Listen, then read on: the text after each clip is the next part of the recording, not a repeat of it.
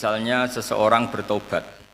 Dulu umatnya Nabi Musa ada yang menyembah anak sapi, ijel itu.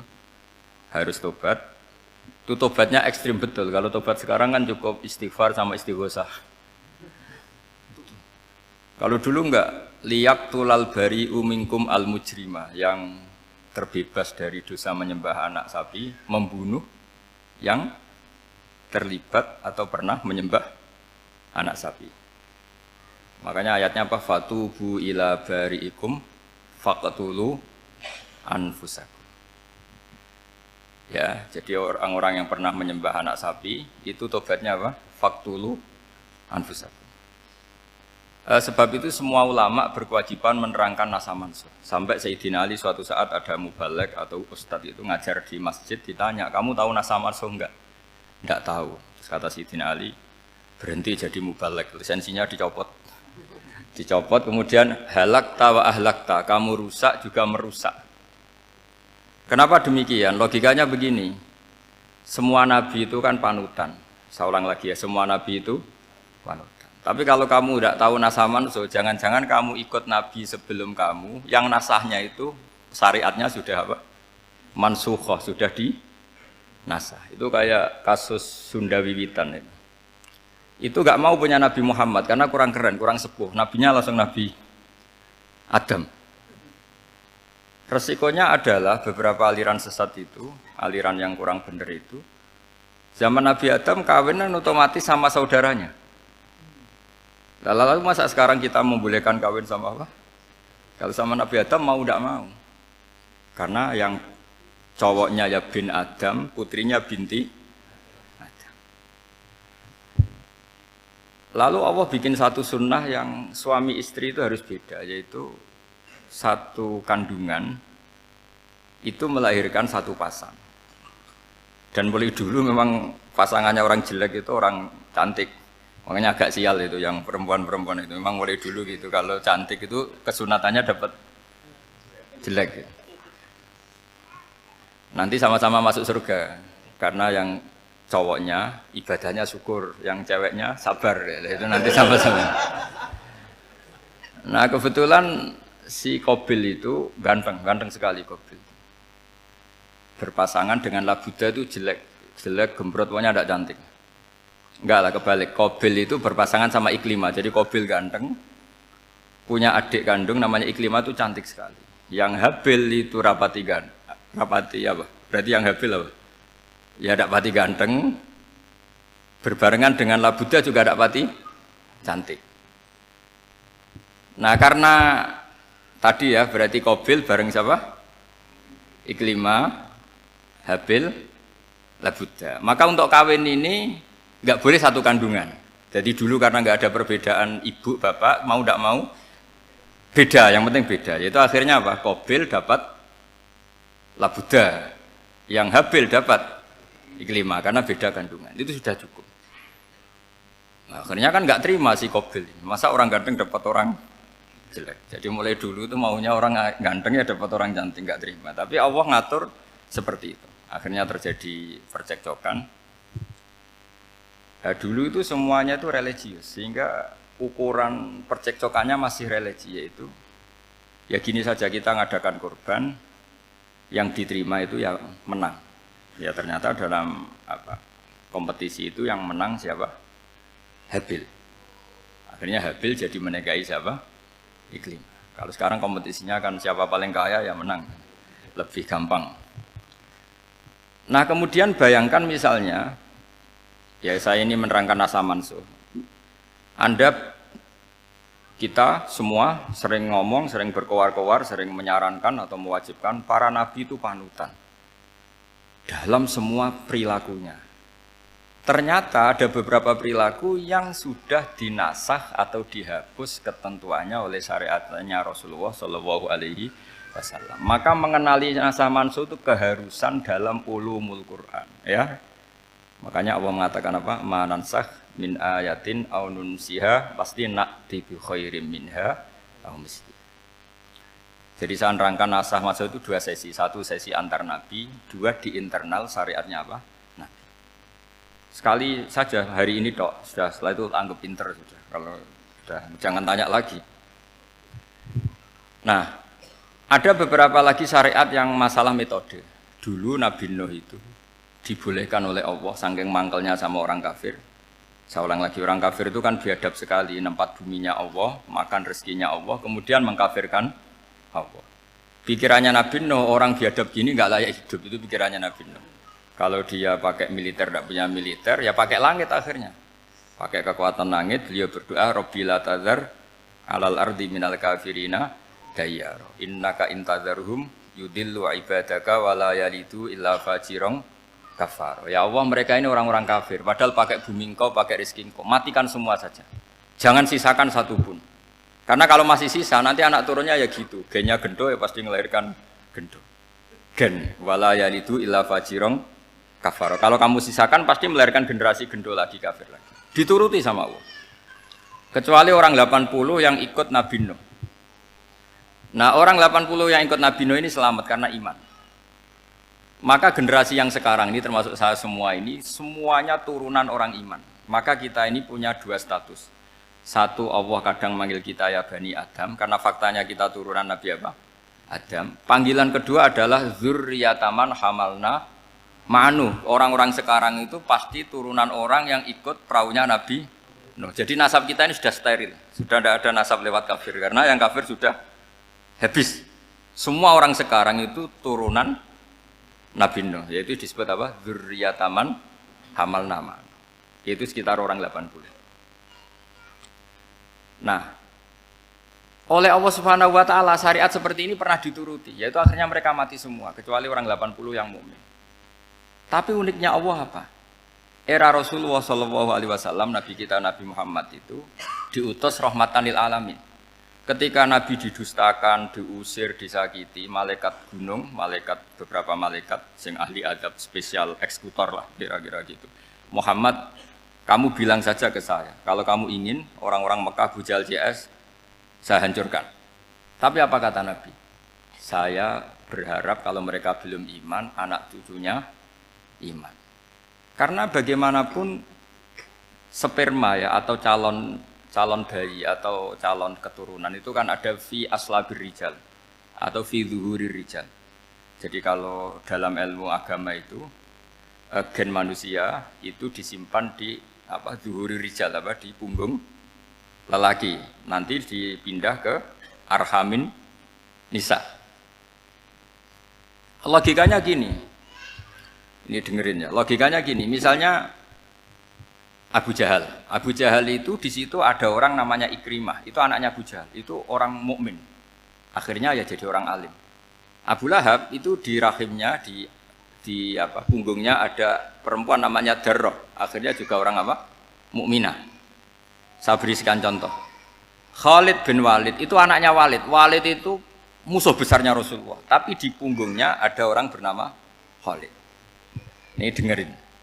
Nah, di punggung ini kira-kira Allah sudah tahu apa belum? Jawabannya sudah tahu. Artinya kalau ini mati atau kamu bunuh, kamu sebenarnya nggak bunuh orang kafir saja, bunuh calon orang mukmin yang sekarang masih bersemayam di punggungnya orang-orang kafir. Jadi bisa saja orang yang sedang kafir itu ada sekian calon generasi yang suatu saat mukmin. Itu syariat yang diajarkan ke Rasulullah Shallallahu Alaihi Wasallam. Karena kasefnya Nabi, kasef itu satu kondisi di mana seorang Nabi itu dipertontonkan sesuatu yang nggak kelihatan. Itu dalam bahasa Arab kasef atau mukasyafa. Nabi dipertontonkan ternyata banyak orang kafir yang di punggungnya itu ada calon generasi mukmin atau muslim. Akhirnya Nabi nggak berani. Jangan bunuh. Mungkin bapaknya ada iman tapi anaknya iman. Betul, Abu Jahal punya anak Ikrimah, Abu Lahab punya anak Darroh, Walid punya anak siapa? Khalid. Itu mirip seperti kita, bapak era sholat, anak ETPK sholat, akhirnya bapaknya katut sholat. Banyak nggak di Indonesia, bapaknya tidak bisa baca Quran, anaknya hafid. Nah, itu kalau bapaknya kamu habisi, tidak ada yang meselin. Makanya biarkan hidup saja. Nah, artinya gini, andaikan tidak ada ulama yang menerangkan nasa mansuh, dikira syariat Nabi Nuh itu abadan mu'abbadat, selamanya lama. Sehingga main teror sama orang kafir sah berdasar Nabi Nuh, padahal kita sudah ganti Nabi, yaitu syariatnya Rasulullah Shallallahu Alaihi Wasallam. Masyhur itu ketika Nabi ngendikan, Saya tidak minta mereka dihukum, tapi ya Allah saya minta Allah mahdi qaumi fa innahum layak lamun. Mereka kafir itu karena tidak tahu. Sehingga ada periode. Loh kalau perang itu beda, perang itu konteksnya duel, itu tidak harus sama Abu Jahal, Abu Lahab. Ada penjahat mau bunuh kamu wajib perang enggak? Wajib. Penjahatnya meskipun muslim apa harus kafir? Meskipun muslim. Maka kata ulama fikih sebetulnya perang duel itu bukan syariat muslim sama kafir tok. Masih muslim sama muslim, misalnya ada orang mau merkosa istri kamu, terus dia pamit gini, saya muslim loh, beri hak loh. Enggak bisa. Saya penjahat loh, muslim, jadi kamu enggak boleh merangin saya, ngelawan saya kan muslim. Enggak bisa, tetap harus dilawan. Makanya kata ulama-ulama fikih, pertarungan sama musuh itu tidak harus sama orang kafir. Orang muslim pun yang mengganggu kehormatan kita, misalnya mau merkosa istri Anda, itu harus dilawan. Makanya Nabi ngendikan mangkutila duna mali fahuwa syahid, mangkutila duna harimi fahuwa syahid. Orang yang mati karena membela kehormatan keluarganya atau hartanya, maka dia mati syahid. Dan penjahat yang mati ini muhaddarun damu, diabaikan sehingga enggak kena kisos, membunuhnya enggak kena. Misalnya ada penjahat mau bunuh kamu duel menang, kamu enggak kena kisos karena ini muhaddarun damu, diabaikan kehormatannya. Padahal dia muslim, apa? Muslim. Ini perlu. Jadi ini mengaji ini agak jelimet tapi gampang. Kan kalau paham nggak paham selesai, jadi yang nggak baca selesai itu. Sehingga kalau nggak ada nasa manso, maka orang selalu berpikir pokoknya yang penting ikut Nabi.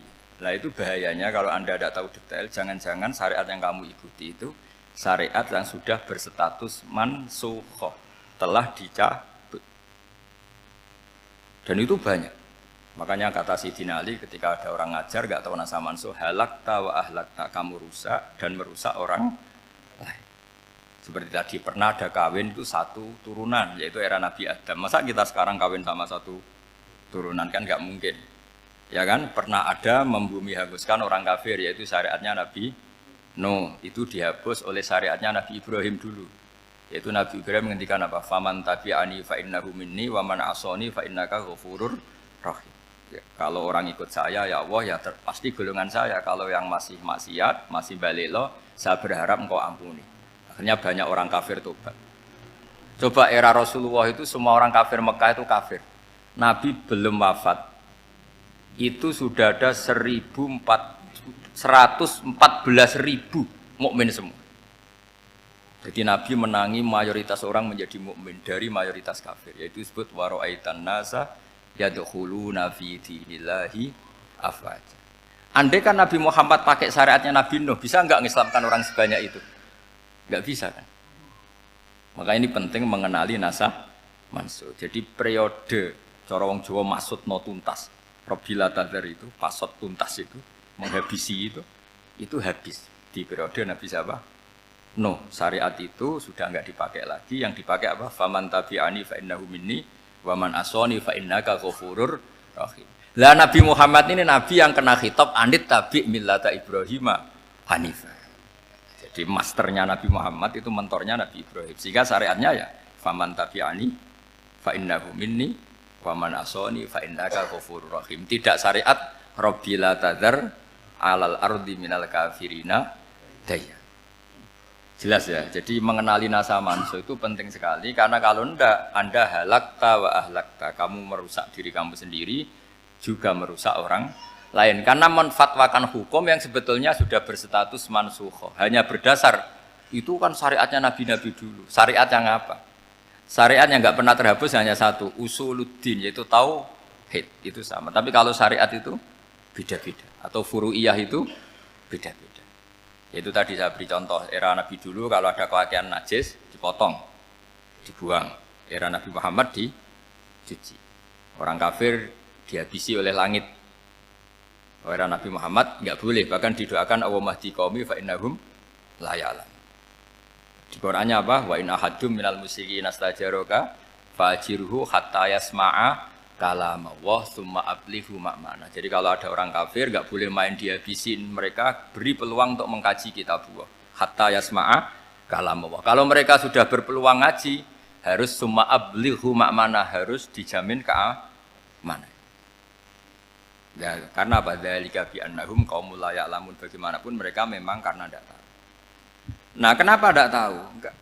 Karena tadi mereka tertutup oleh kultur yang beratus-ratus tahun. Mbah-mbahnya mereka menyembah batu, menyembah berhala. Ya tahunya itu ya Tuhan. Bagaimana Anda bisa menjelaskan sesuatu yang sudah beratus-ratus tahun kan tidak gampang. Maka ada periode dimaklumi, apa? Kalau era sampean kan, mosok waktu disembah saking gobloknya orang, kamu lahir kan sudah nyembah Allah, tidak nyembah batu. Bayangkan kalau kamu jadi mereka. Wong perut kamu saja disuruh makan pizza sakit kok, karena saking lamanya makan sambal kan gitu. Kamu bilang perempuan Indonesia saja cantik kok, saking lamanya jadi orang Indonesia. Padahal orang Indonesia tanyakan orang Eropa, cantiknya di mana? Kamu lahir di Afrika, bilang orang Afrika itu cantik, tanyakan orang Eropa, cantiknya di mana? Hitam gitu kok. Jadi orang itu pasti terkooptasi oleh sekelilingnya. Orang Afrika akan bilang, wanita Afrika itu cantik. Coba tanyakan orang Eropa, cantik apa enggak? Belas. Orang Eropa yang kulitnya gitu, kata orang Eropa indah, kata sampean. Koyok anaknya kebo katanya. Jadi orang itu akan terkooptasi oleh sekelilingnya. Bayangkan kalau semua orang nyembah berhala, terus kamu enggak, alasan kamu apa? Kan menentang mayoritas. Dan itu berat. Maka dimaklumi oleh Allah, dzalika bi annahum qaumul la ya'lamun, fi manah panyeruarah. Nah, pemakluman ini yang mulai sekarang terkikis. Orang main pukul saja enggak mau ngaji. Enggak mau ngaji Quran secara kafah. Jadi fatwanya Islam kafah tapi ngajinya Quran enggak kafah. Ngambil 1-2 potongan ayat dipakai dalil. Jadi Islamnya inginnya kafah tapi ngajinya Quran enggak. Kalau kafah ya hafal 30 juz itu. Kalau mau kafah ya hafal berapa? 30. Makanya saya sering bilang, saya sering dinasihati orang karena belum tahu saya ini hafal Quran. Bapak harusnya Islam itu kafah. Kata saya ya dimulai dari konsep Islam itu kafah dulu, apa ya hafal Quran secara kafah. Jadi ini penting saya utarakan. Bahaya sekali orang mengenali Islam tanpa mengenali nasah mansuh. Karena beberapa syariat Nabi sebelum kita itu berstatus mansuh. Terus contoh berikutnya. Ini nasah mansuh antar Nabi apa khusus internal Nabi? Antar Nabi aja nggak selesai nih sampai subuh aja nggak selesai. Contoh yang paling keren mungkin cowok semua senang. Nabi Dawud dulu istrinya berapa? 99. Nah itu kalau masih halal itu kan berarti jenengan tuh punya istri berapa? Wah itu kan ngeri betul. Punya satu aja repotnya gitu, apalagi berapa? Punya 99. Terus kamu bilang gini, ini kan syariatnya Nabi Dawud, Nabi kan bisa diikuti. Pernah ada periode di mana seperti itu boleh. Jadi makanya mau tidak mau, ngenali nasah mansuh itu harus. Kalau enggak ya kamu masih berkeyakinan boleh beristri berapa? Nah ini penting saya utarakan, makanya Sayyidina Ali itu kalau ngetes calon mubalek, kira-kira kalau Kemenak dulu inginnya apa? Sertifikasi apa? Mubalek. Itu tanyanya gitu, ta'rifun an-nassa wal mansuh, kamu apa tahu nasa mansuh lah? Jawabnya Sayyidina Ali, halak tahu ahlak tahu, kamu orang yang rusak. Karena tadi, takutnya ada syariat yang sudah mansuh dipakai. Itu tadi misalnya kita ini tidak umatnya Nabi Nuh, tapi pakai syarat Robbila tadar alal ardi minal kafirina. Terus ketiga begini, misteri manusia itu. Dan ini kita tidak pernah tahu sampai kiamat, tapi ini ilmu harus kita diskusikan. Misalnya saya ini namanya Bahauddin. Saya sekarang hidup sampai 2019 sekarang. Kan hanya Allah yang tahu berapa turunan saya sampai kiamat dan statusnya kayak apa.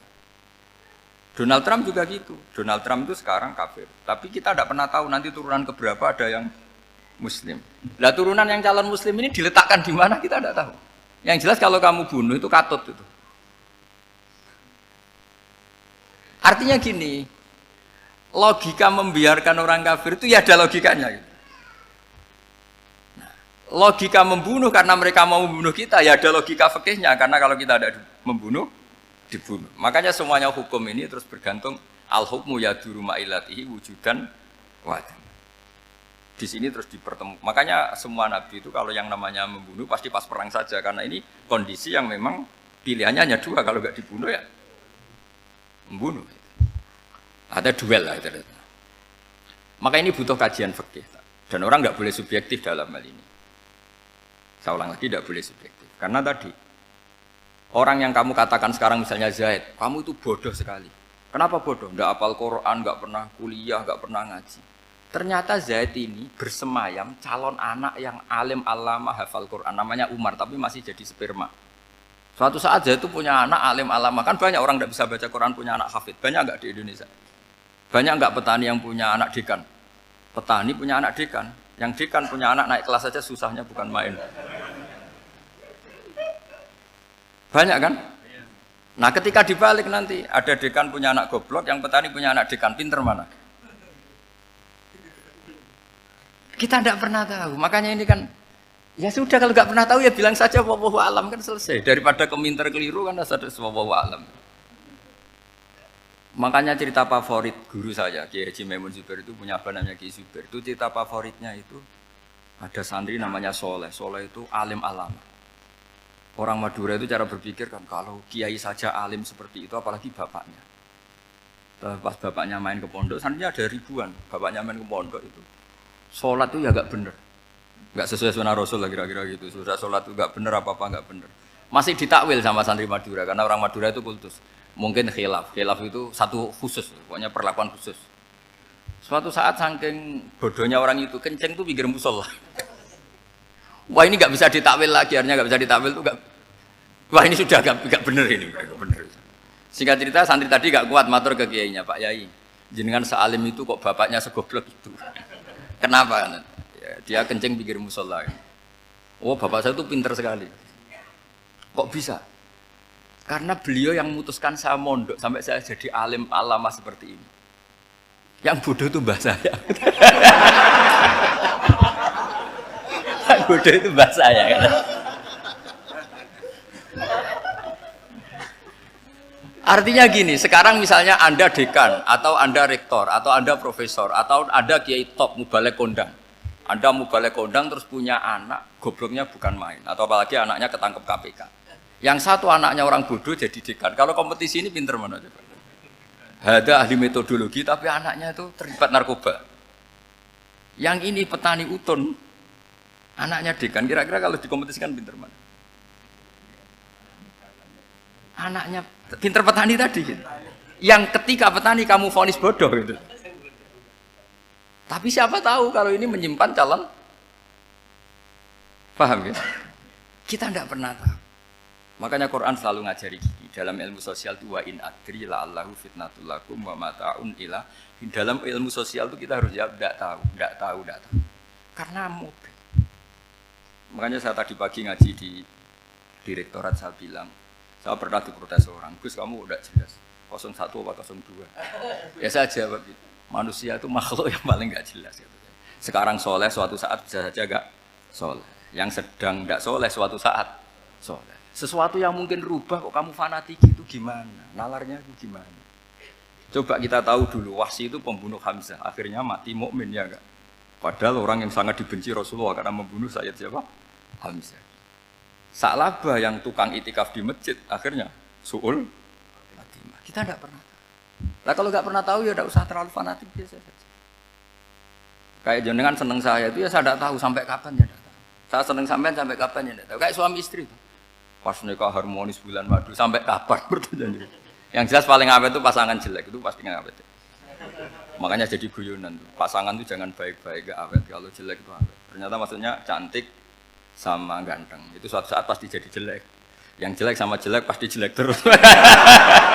Makanya jadi guyonan.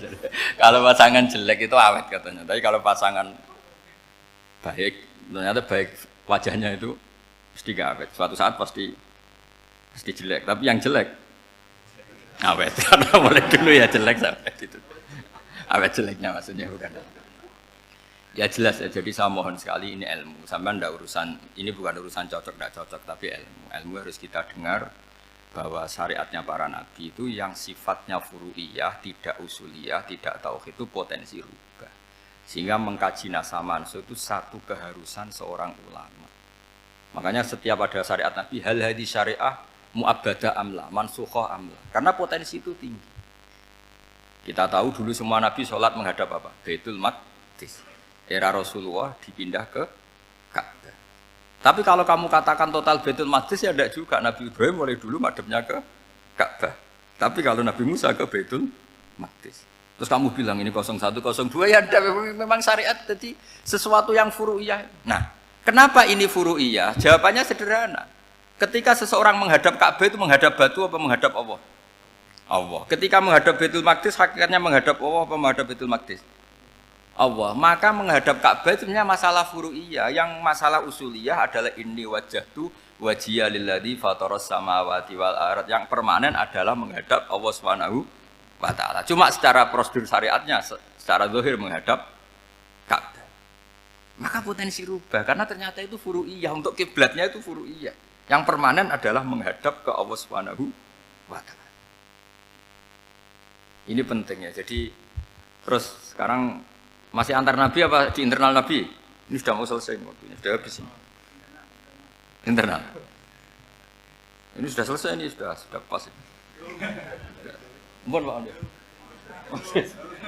Wah. Jam ini sudah. Sampai mana tadi? Diteruskan apa enggak? Sudah ya, sudah kayaknya sudah. Biar kelihatan cerdas terus. Sekali pertemuan sudah pinter gitu. Berapa? Setengah jam sudah pinter. Yang internal Nabi apa antar Nabi? Internal ya, sudah sekarang ke internal. Kalau internal lebih banyak lagi contohnya. Yang masyhur tentu masalah Baitul Maqdis. Dulu Rasulullah pernah sholat menghadap Baitul Maqdis 16 bulan. Berapa? 16 bulan. Kila 17. Pokoknya khilafnya hanya 16 dan 17. Kalau ada bilang 10 bulan berarti gak pernah ngaji khilafnya.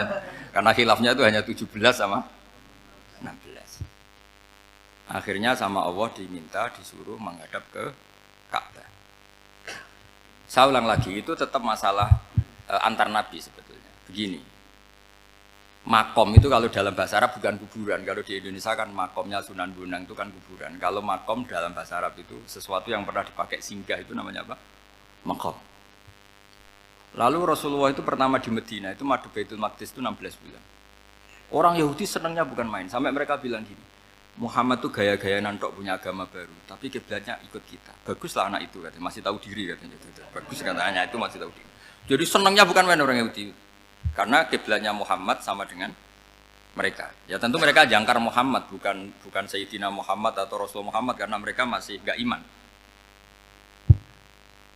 Nabi itu ya agak tersiksa karena beliau secara gen turunan Nabi Ibrahim dan kiblatnya Ibrahim itu Ka'bah. Agak tersiksa tapi sami'na wa ata'na tetap madhab ke Baitul Maqdis berapa? 16 bulan. Suatu saat Nabi Muhammad itu disuruh madhab Ka'bah. Ini dengerin. Akhirnya madhab ke Ka'bah.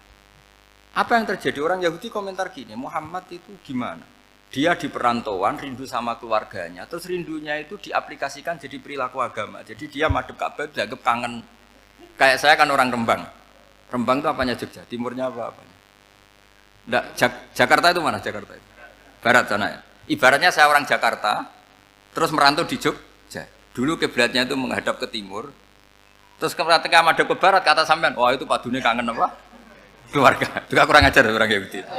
Jadi orang Yahudi itu memang paling pinter bully. Makanya kalau sampean tukang bully itu ya agak-agak ya enggak. Saya enggak ngomong agak ya pokoknya agak-agak ya. Pinter bully orang Yahudi. Makanya enggak ada orang debat sepinter orang Yahudi. Yang bisa ngalahkan hanya Tuhan itu. Orang Yahudi yang bisa ngalahkan hanya Tuhan. Lalu Sayyidina Ali orang paling terkenal cerdas. Itu kalau sama orang Yahudi itu pusing. Karena ya apa logikanya itu? Saya beri sekian contoh. Ada orang Yahudi tanya gini, Muhammad, kalau kambing mati itu yang bunuh siapa? Ya Allah, mati langsung itu. Agama kamu itu aneh, Mak. Yang langsung sentuhan Allah haram, tapi yang lewat tangan-tangan jahil manusia malah halal. Harusnya itu yang halal kan orisinal, langsung Allah yang bunuh. Jadi utaknya itu aneh, dari cara berpikir itu aneh. Nah cara sampean ini kan, nak halal pangan kue. Tapi Nabi kan nggak boleh bertutur kata kasar gitu. Kalau yang jadi Nabi saya untalan ngono kan gitu. Tapi Nabi kan nggak boleh kasar. Jadi Nabi itu problem karena nggak boleh apa? Kasar. Kalau kita kan gampang, ya nak halal untalan kan selesai apa? Tapi Nabi nggak boleh kasar gitu. Jadi nggak Nabi, nggak sampean itu kan enak. Mau keliru ya pantas, mau apa saja pantas. Karena kan nggak panutan. Kalau Nabi nggak bisa. meluruskan kebenaran itu harus tetap sesuai akhlak. Ya, jadi agak kerepotan. Makanya punya Umar alhamdulillah ada yang nggak perlu aturan itu. Jadi enak. Jadi ya itu memang aturannya harus itu. Coba Nabi itu perang tapi nggak boleh bunuh. Kayak apa susahnya? Beliau jadi sasaran tembak tapi nggak boleh bunuh. Kalau sahabat kan enak, duel, relax, santai, bisa tarung. Kalau Nabi nggak boleh. Makanya Nabi meskipun ikut perang terus nggak ada sejarah orang yang dibunuh. Ya, hanya satu peristiwa itu pun dibaca orang kafir, ditangkis Nabi, pedangnya kembali ke dia mati. Tapi nggak ada yang Nabi. Karena Nabi kalau pembunuh nanti itu terus kayak pendekar kan, susah juga punya Nabi kok. Habis perang misalnya Nabi tanya, Muhammad habis serang berapa? 1000. Ya repot juga punya Nabi mantan apa? Pembunuh, meskipun yang dibunuh orang kafir. Tapi kan kayak apa ya? Fitrah manusia itu akan menolak kepemimpinan orang yang gitulah pokoknya nggak bisa diterangkan itu. Makanya Nabi itu nggak pernah bunuh, meskipun kayak apa musuhnya tapi nggak pernah bunuh. Untungnya di sekeliling orang-orang yang tadi. Jangan bilang itu suka bunuh ya, pokoknya perang gitu ya. Perang dengan bunuh itu beda loh. Kalau perang itu fair apa? Fair. Sampai mana tadi? Nabi Ibrahim ya. Makom tadi saya ulang lagi. Nabi Muhammad menghadap ke Baitul Maqdis itu hanya Allah nuruti. Ini loh Nabi betul. Tahu betul bahwa di antara syariat adalah Baitul Maqdis karena semua nabi pernah berkiblat Baitul Maqdis. Tapi Nabi ketika menghadap ke Ka'bah, Nabi juga dibilangin sama Allah. Ini loh syariat yang benar karena Ka'bah juga kiblat sing a'taku, lebih tua ketimbang Baitul Maqdis. Maka disebut Ka'bah Atiqah. Ilal Baitil Atiq. Kalau Quran bahasakan Ka'bah apa? Wal yatawafu bil Baitil Atiq. Atiq itu tua sekali. Ya sudah. Ketika berstatus tua itu orang Yahudi seneng, mergo roh kelirune Muhammad. Mereka nantang, Muhammad ayo debat terbuka. Nabi rawuh. Bagaimana Anda bilang Ka'bah itu kiblat tertua? Wong Ka'bah itu pertama yang menghadap sana itu ya kamu. Semua nabi menghadapnya ke Baitul Maqdis. Terus Nabi Muhammad mulai berargumentasi ilmiah tadi. Enggak, Ka'bah itu kiblatnya Ibrahim. Jadi Ibrahim dulu itu yang mulai dulu kiblatnya itu di Ka'bah. Terus orang itu tanya, buktinya apa? Terus dijawab, fihi ayatum bayinatum maqam Ibrahim. Ternyata di situ ada jejak kakinya Nabi Ibrahim, yaitu batu yang diinjak beliau ketika bangun Ka'bah. Itu argumentasi ilmiah. Lah bareng orang Yahudi kehilangan ilmu, itu gobloknya orang Yahudi. Makanya yang bisa mengalahkan Yahudi hanya Allah Subhanahu wa taala. Wong Ibrahim saja golongan kita, pengikut kita. Ibrahim itu pengikut Yahudi. Wah, itu Nabi mulai senyum-senyum, mulai tertawa-tawa. Wah, itu goblok orang terdidik. Karena itu ibaratnya kayak kamu bilang Soekarno itu pengagum Puan Maharani. Kira-kira seperti itu. Soekarno itu pengikut Puan. Karena Yahuda itu Yahuda bin Yakub bin Ishak bin Ibrahim. Saya ulang lagi ya, nasabnya Yahudi apa? Yahuda bin Yakub bin Ishak bin Ibrahim. Jadi Ibrahim itu mbah keempat dari Yahuda. Tapi karena mereka kalah debat, Ibrahim itu pengikut Yahudi, itu sama dengan bilang apa? Soekarno itu pengikut Puan Maharani. Itu kan jadi aneh. Atau Gus Dur pengikut Mbak Yeni, atau Basim Masari pengikut Mbak Yeni, itu kan aneh. Wah, akhirnya sama Allah diingatkan. Makanya ada ayat ha antum haula hajatum fi malakum bi ilm falimatu hajuna fi ma laysa lakum bi ilm. Perjanjian debat ini semuanya harus ilmiah. Tapi kenapa perdebatan Anda malah ndak ilmiah? Karena orang Yahudi iftadohu, malu semua. Wah, semuanya Muhammad itu satu-satunya kekalahan orang Yahudi. Tapi ayat-ayat seperti ini itu enggak populer. Ayat ha antum haula'i hajastum fi malakum bi ilm falimatu hajuna fi ma laysa lakum bi. Jadi Islam betapa hebatnya Islam. Kalau debat harus ilmiah. Dan Kanjeng Nabi menantang, ini perjanjian kita debat ini ilmiah. Kenapa sekarang jadi tidak ilmiah? Yaitu kamu mengatakan Ibrahim itu pengikut Yahudi, padahal Ibrahim dengan Yahudi itu dulu Ibrahim. Makanya Yesus kalah, mat. Tapi tetap ra Islam. Tapi nah, makanya terus Ka'bah dibuktikan ketuaannya lewat apa? Fihi ayatum bayinatum maqamu Ibrahim. Itu bukan makom kuburan. Karena makamnya Nabi Ibrahim tetap di Hebron, tembuti Palestina. Kira-kira itu Palestina. Jare Israel yo ning Israel, mbah menang di. Jare ning Israel yo ning Israel, jare Palestina ning.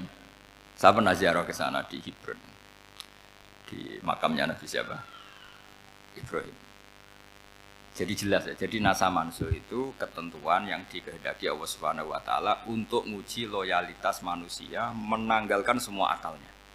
Makanya saya mohon sekali siapapun yang ngaji saya dimanapun, sekali-kali manusia itu harus menanggalkan akalnya. Sekali Anda pakai akal, maka Anda akan ingkar dengan nasa mansuh. Nasa mansuh itu hukum yang direvisi, yang dibatalkan. Makanya orang Yahudi lagi-lagi pinternya orang Yahudi.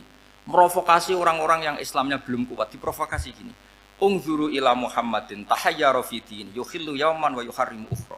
Lihat itu Muhammad, dia kebingungan cara beragama. Kadang bilang A, besok bilang B. Jadi nasa mansuh dianggap satu bentuk kebingungan. Gak kurang ajar tapi. Wah, akhirnya sebagian orang yang murtad. Makanya nasa mansuh itu satu peristiwa yang menjadikan banyak orang murtad. Karena diprovokasi orang Yahudi bahwa itu bentuk kebingungan Muhammad.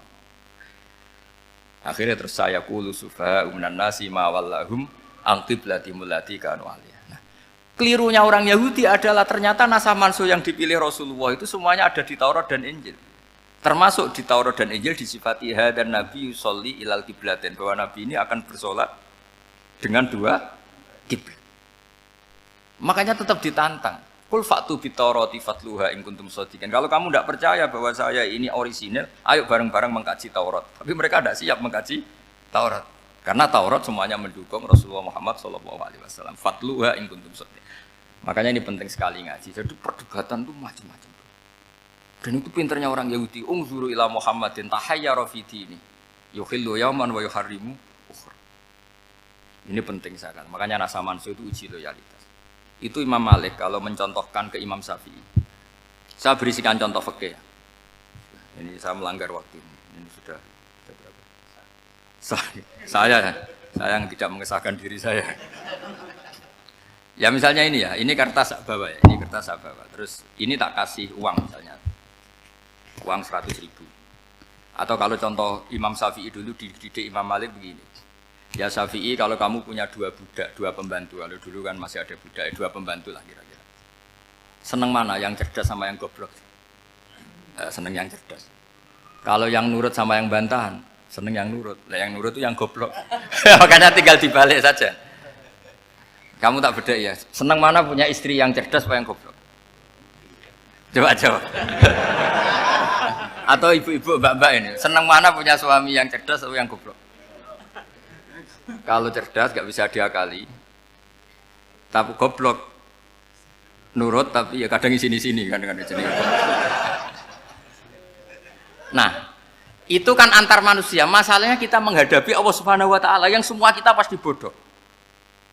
Kita menghadapi Allah Subhanahu wa taala yang semuanya kita pasti bodoh. Allah jelas ngendikan wa kanal insanu dzaluman jahula. Manusia itu banyak dolimnya. Dolim itu sifat mubalaghah. Kalau orang dolim sekali dolim, kalau sering zalum, kalau jahil biasa jahil, kalau banget jahili jahul. Bahasa Arab kan gitu memang. Ghafir, pengampun biasa. Kalau ghafur selalu mengampuni. Syakir, makanya sifatnya Allah Ta'ala ikut wazan fa'ul semua. Ghafur, syakur. Atau diikutkan wazan fa'al. Kalau goblok biasa jahil, goblok banget jahal kan itu. Kafir biasa kafir, kalau kafir banget kafar. Ya, jadi wazan balaghah itu bisa fa'al, bisa fa'ul ya. Kafirin kafar atau kafur, paham ya? Malah ngaji nahwu. Ya tapi ini memang perangkatnya ya. Ini kan perang mau tidak mau. Makanya misalnya Allah tidak suka kulla kafarin banget kafir ya pak? Paham ya? Kulla khawanin banget khianate. Kalau khain khianat biasa, kalau khawan sering khianat. Lah manusia itu kata Allah apa? Zaluman, wis banget dolime, banget bodoh. Itu kalau yang ngarang hikam mencontohkan tuh gini, manusia itu pas bener saja salah, apalagi pas salah. Jadi manusia itu kata Imam yang ngarang hikam itu, man itu kanat mahasinhu masawiyah, fakih fala takunu masawihi masawiyah. Ketika baik saja buruk, apalagi ketika buruk. Coba kalau ada orang dermawan sama teman-temannya, tanyakan istrinya, duit dihambur-hambur, disikno konco ngalono bojo. Mesti gitu. Teman yang sering silaturahim ke teman-temannya, kata temannya baik, senang silaturahim, tanyakan istrinya, oh meninggali wong. Jadi manusia pas baik saja ada buruknya, apalagi pas buruk. Makanya dulu bapak saya ngajarin saya istiqomah ya apik ya, tapi kadang-kadang nak keterusan itu ora istiqomah ngangkangi orang, dia tidak punya kesempatan. Misalnya ada imam masjid, imami terus sampai tua sampai mau mati. Itu istiqomah apa ndak memberi peluang yang lain? Ndak jawab aja. Jadi itu manusia. Jadi pas baik saja buruk, apalagi pas buruk. Kayak saya gini di sini ngajar baik, tapi saya ada ndak sopannya harus di atas. Padahal banyak orang sepuh, ada Pak On, ada beberapa yang kan terpaksa nggak sopan. Tapi sama yang nyuruh, berarti sama yang dosa. Kemarin-kemarin saya minta di bawah supaya ganjaran saya utuh, ini gara-gara begini ganjaran saya ini agak terkredit terdebat itu karena itu. Saya teruskan. Jadi manusia itu punya sisi itu karena manusia itu dzalum dan jahul. Wa kanal insanu dzaluman. Problemnya ini ngadepi Allah yang selalu pinter, yang kita selalu bodoh. Misalnya gini, kamu ditanya Allah. Ini contohnya Imam Malik. Ikla hadi sokhroh fa inna tahtaha dhahaban. Nah, coba bongkahan batu itu kamu angkat, di bawahnya ada emas. Lalu budak yang pinter berlogika, oh disuruh buka itu karena ada emas toh. Berlogika. Kalau budak yang goblok enggak, ya disuruh ya diangkat saja. Ada emas apa enggak karena perintah ya diangkat. Yang satu nurut karena perintah, yang satu nurut karena ada emas, ada sesuatu. Logikanya suatu saat Tuhan tuh hanya bilang gini tok, ikla hadis sokhroh, batu itu angkat. Yang nurut yang goblok permanen tadi kan langsung ngangkat. Yang pinter, ini ada apa lagi Gusti kok harus diangkat? Ya gak ada apa-apa, nyuruh saja kata Allah gitu.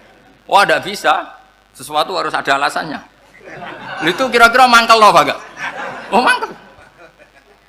Nah, logikanya manusia seperti itu. Makanya dua murid pinter, di rakyat pinter, presiden ya susah mesti demo. Goblok ya susah di sini-sini uang. Ini kan nggak ada pilihan. Memang manusia itu nggak ada pilihan. Nah sekarang masalahnya gini di fikih ini, saya kembali lagi ke fikih. Pertanyaannya secara fikih begini. Misalnya iddah. Iddah itu seorang perempuan ditinggal mati suaminya atau ditinggal atau cerai. Itu kan ada namanya apa? Iddah. Iddah itu memastikan apa tujuannya? Memastikan rahim itu steril dari mani atau sperma zaut awal. Supaya nanti kalau dinikah orang lain tidak terjadi ikhtilatul nasab. Oke, berarti iddah kita beri argumentasi secara ilmiah li baro'atir rohmi. Jadi misalnya Zaid menceraikan istrinya Sri dalam keadaan masih bisa haid. Iddahnya 3 kali masa suci. Wal mutallaqatu yatarabbasna bi anfusina salah satu guru. Lalu karena secara teori medis kalau haid berarti bukti tidak hamil. Apalagi kalau haidnya terulang-ulang sampai 3 kali pasti tidak hamil. Jika kalau nanti dinikahi orang lain pasti kalau ada anak ya anaknya zaud sani atau zaud kedua. Berarti alasan iddah li baro'atir rohmi. Oke, kita sok pinter, sok bijak. Pertanyaannya adalah sekarang sudah baru 1 bulan suaminya di Malaysia nggak pernah ngumpuli. Dicek di medis juga berbukti tidak hamil. Apakah boleh tanpa iddah? Semua ulama mengatakan tidak boleh. Tapi ini kan rahimnya jelas bersih. Ya karena iddah itu nuruti perintah pangeran, pokoknya tetap iddah. 3 kali masa suci. 3 kali masa suci atau masa haid. Itu ada perdebatan ulama. Tapi kan ini terbukti bersih Gus. Meskipun terbukti bersih, kata Allah harus iddah 3 bulan atau berapa? Kira-kira 3 bulan, 4 bulan ya tetap harus iddah. Kowe milih mana? Sok pinter. Gusti, berhubung ini. Pangeran mbok terangno gitu. Berhubung. Jadi Tuhan apa mbok wari? Berhubung Gusti ini jelas steril dari sperma zaut awal. Enggak usah iddah Gusti. Sama aja kamu disuruh majikan kamu ikla hadis sakhra, berhubung enggak ada apa-apa, enggak usah ya. Kira-kira mangkel ndak budak yang seperti itu? Mangkel. Maka dibutuhkan kebodohan dalam beragama. Betul itu memang. Makanya Nabi itu unik, pernah bilang itu gini, aksaru ahlil jannah al-bulhu, aki-aki penduduk swarga itu al-bulhu, wong goblok-goblok. Maksudnya goblok yang jenis ini, bukan goblok betulan maksudnya. Maksudnya goblok jenis ini itu ya tetap pinter, tapi pinternya dibuang, pura-pura goblok demi sami'na. Jadi saya misalnya kok pinter dan goblok tadi sekaligus, pinter dan goblok. Ya bah, ikla hadis sokhra fa inna tahtaha dhahaban. Tak angkat karena saya tahu di bawah ada emas. Tapi di hati saya sajane ya mergo perintah. Suatu saat kalau disuruh Allah ikla hadis sokhra, perintah ya tak angkat ya sudah. Jadi ya pinter ya goblok. Saya tahu namanya perintahnya Allah pasti ada hikmahnya. Hikmahnya iddah adalah li baro'atir rohmi. Tapi hikmahnya jadi kawula adalah nurut perintah Allah, cek tahu alasannya maupun Lah di sini ada illatul hukmi untuk membangun kecerdasan, tapi ada loyalitas untuk membangun ubudi. Ya, bahwa kita ini kawula roh tetap loyal. Makanya tadi pagi saya cerita Sayyidina Umar. Sayyidina Umar kayak apa cerdasnya? Tapi tetap ubudiyah. Yaitu Rasulullah SAW sering dibully orang kafir. Muhammad tuh gaya-gaya nantok. Wong ra oleh nyembah berhala, ra oleh nyembah watu, jebule dekne nyembah Hajar Aswad. Karena dilihat dari jauh kan tetap nyium Hajar Aswad. Coba kalau kamu lihat dari jauh, kamu sujud dari jauh kan kayak sujud sama batu.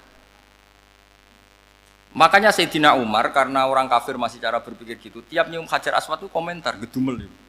Alim tu annaka hajarun la tadurru wa la tanfa. Walau la anni ra'aitu Rasulullah qabbalaka ma qabbal. Aku roh nak kowe watu ya ora mandoroti ora manfaati. Kalau saja saya tidak melihat Nabi nyium kamu, saya tidak sudi nyium kamu.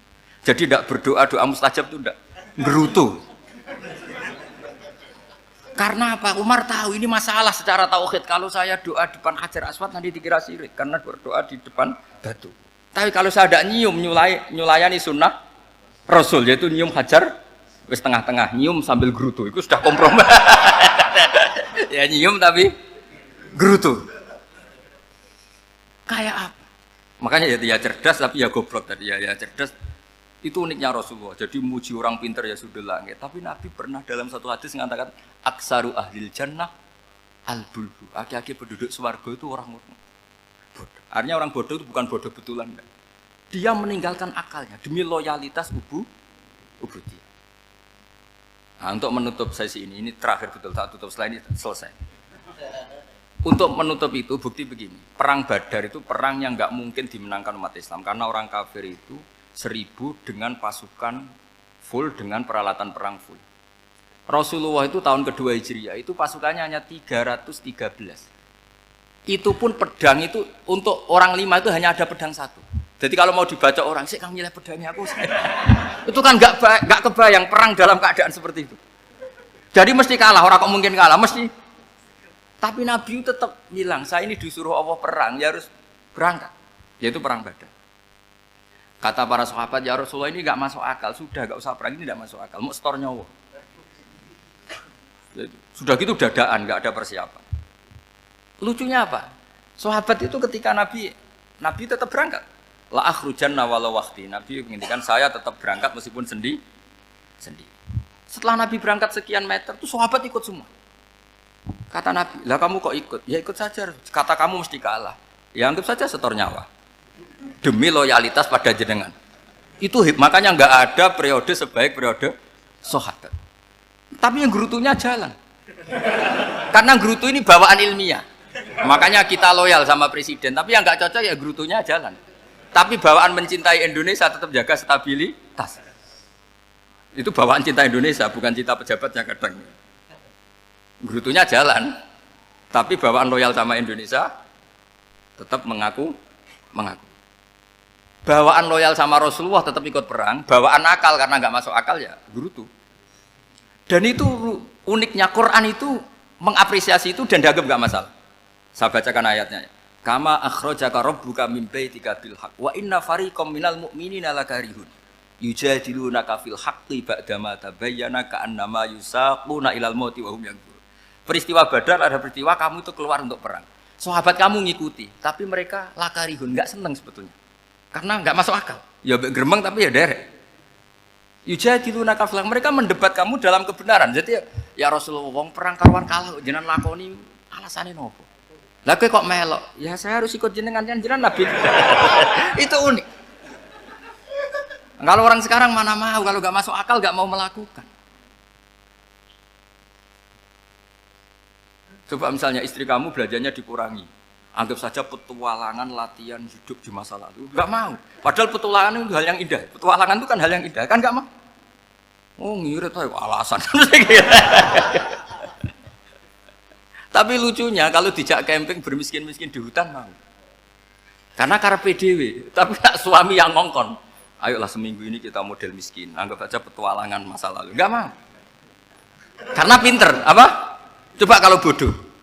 Ya ngono ya ora apa-apa, Mas. Tapi resikonya nak bodoh, pas kamu sakit ya dibiarin.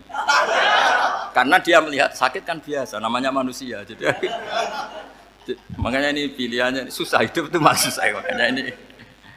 Jadi uniknya Quran gitu, Quran itu membolehkan psikologi manusia. Makanya Allah ngendikan kutiba alaikumul qital wa huwa kurhul lakum. Ya saya tahu kamu tidak suka perang. Allah yang ngakui bahwa kurhul enggak apa-apa. Tapi ketidaksenangan kita harus dilawan demi mengikuti Allah dan misalnya perempuan Allah juga gitu, wa ashiruhunna bil ma'ruf.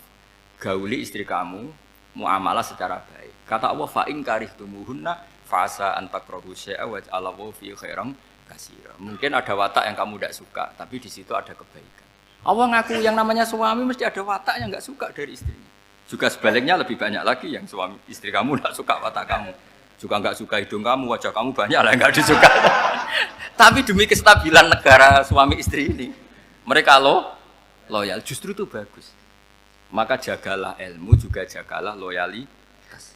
Itu yang perlu saya utarakan. Jadi makanya agama ini dibangun dua. Satu kecerdasan hikmah, yaitu ya al-hukmu ya duru ma'ilati wujudan wa adaman. Tapi juga ada ubudiyah, bahwa agama ini milik Allah. Maka sami'na wa ata'na. Karena begini logikanya, saya ulang lagi masalah batu. Iqla hadis sokhro fa inna tahta hadaban. Terus saya angkat. Pembantu saya ngangkat. Dia saya gaji atas nama apa? Nurut kan? Atas nama menemukan emas apa atas nama nurut? Nurut, karena emas itu juga penemuan saya, milik saya. Ngangkat batu yang nggak ada emasnya juga atas nama nurut. Jadi rapot yang saya berikan ke pembantu saya itu tentang nurut dan tidak nurut. Saya kan tidak peduli dengan cerdas dan tidak cerdas. Itu kan tidak sesuatu yang menguntungkan saya. Nah Allah juga gitu. Kecerdasan kamu, pinter kamu itu tidak menguntungkan Allah Subhanahu wa Ta'ala. Karena Allah itu tidak butuh pinter kamu, cerdas kamu. Allah hanya butuh mental ubudiyah kamu. Makanya Allah mensifati nabinya hanya subhanalladzi asra bi abdihi, karena status tertinggi manusia adalah sifat kehambaan. Makanya ya Tuhan nafsul mutmainnah irji'i ila rabbiki radhiyatam mardiyah fadkhuli fi ibadi. Berstatuslah sebagai hamba baru wadkhuli jannah. Nah, kalau kamu berstatus hamba ya harus baik, enggak usah kakek bantah. Coba kalau kamu rasional, ya Allah kenapa bikin surga nanti-nanti? Engkau kan bikin sekarang, ngapain repot-repot nanti? Jadi kacau semua agama.